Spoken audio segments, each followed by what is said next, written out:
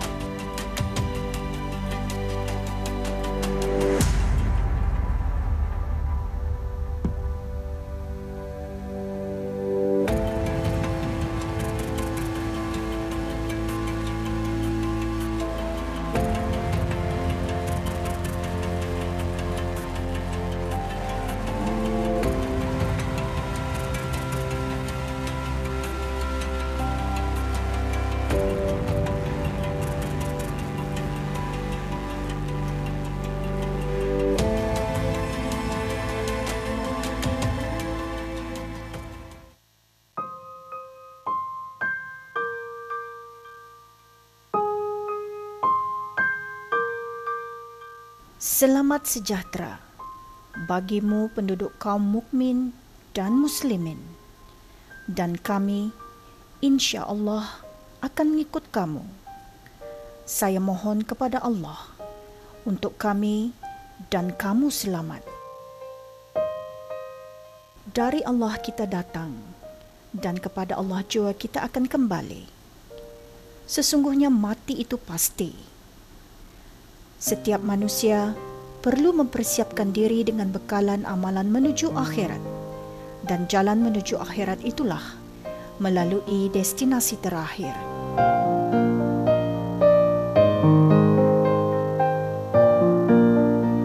Cuba kita renungkan sejenak. Bagaimana nanti keadaannya di hari kematian kita? Siapakah yang akan menyempurnakan segalanya selain keluarga terdekat kita? Bagaimana pula dengan tempat destinasi terakhir kita? Tentunya akan ada penggali kubur yang akan nanti mempersiapkannya buat kita semua. Setiap pekerjaan yang dilakukan pasti ada cabaran tersendiri. Begitu juga dengan penggali kubur. Selain harus melawan rasa takut, mereka perlu memiliki kekuatan fizikal, mental, dan kesabaran yang hebat.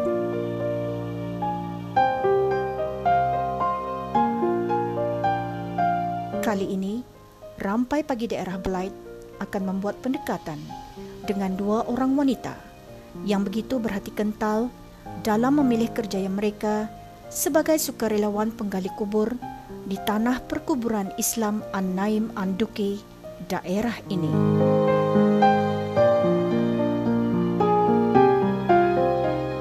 Assalamualaikum, saya Nur Kamilah binti Nurden yang berusia 36 tahun. Saya Dulila Yanti binti Junaidi berumur 46 tahun. Ngambil pun menjadi sukarela tu karena pasal Imam Ahmad di sini. Dan apa orang macam apa akan mengambil itu untuk kanulah untuk sama akhirat sendirilah. Lagipun bekerja di sini pahalanya tu aku serahkan untuk mamaku, untuk diri sendiri. Kalau aku bermulanya dari setelah mama meninggal 22 bulan 9 2018. Tapi orang kalau kan dibenar-benarkan kami bermula di sini 2019 lah bersama tim kami yang ada 4 orang. Bapa, kawanku ya sama seorang kawan kami sudah pun meninggal lah. Alhamdulillah lah orang bukan pulang ada rasa orang banggalah kami yang ada first time bibi ini yang di Brunei ini cuman yang berani. Orang udah pulang tapi kalau ada lagi bibi ini yang lain kan ikut join silakan. Orang sama-sama tadi merasai apa kesusahan lelaki untuk menguruk kubur dan merasai jualah macam mana rasa menggali itu jualah kan. Pengalaman pertama kalau benar-benar takut lah. Takut orang adalah takut tapi orang kuatkan hati. Orang niat kami kerana Allah. Nawa itu tu kerana Allah juga Pak. Untuk memudahkan orang ramai. So far masa ni kalau yang dulu-dulu tu pernah lah. Yang awal-awal tu gangguan tu ada. Tapi sebatah-batahannya alhamdulillah tidak ada lagi ada. Mungkin kebiasaan sudah dalam keadaan di sini.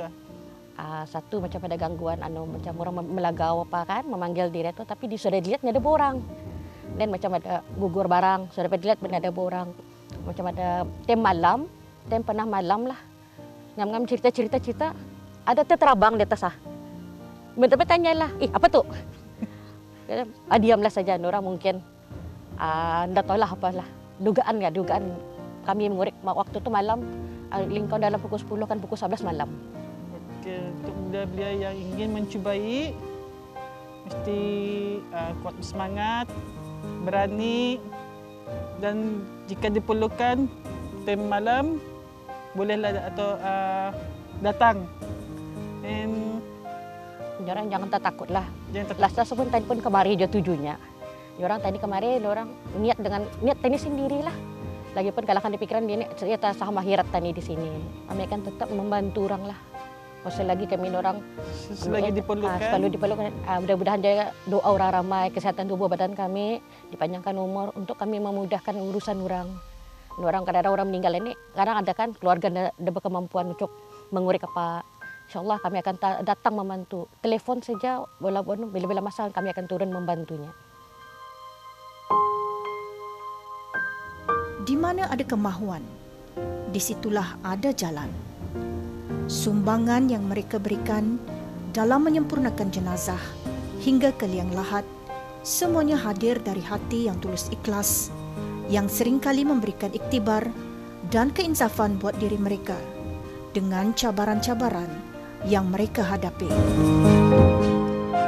Bekerja dengan sesuatu yang sentiasa mengingatkan diri tentang kematian, pastinya akan menerbitkan rasa insaf dalam diri, terutamanya saat berada dalam liang yang bakal menjadi destinasi terakhir setiap manusia.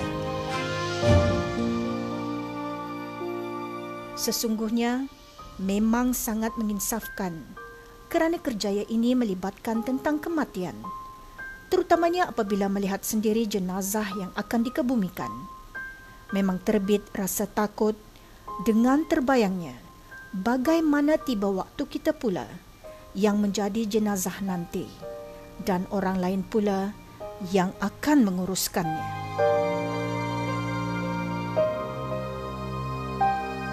Dengan memikul tugasan yang mulia ini, setentunya adalah merupakan fardu kifayah, amalan serta pahala. Semoga menjadi bekalan di akhirat nanti.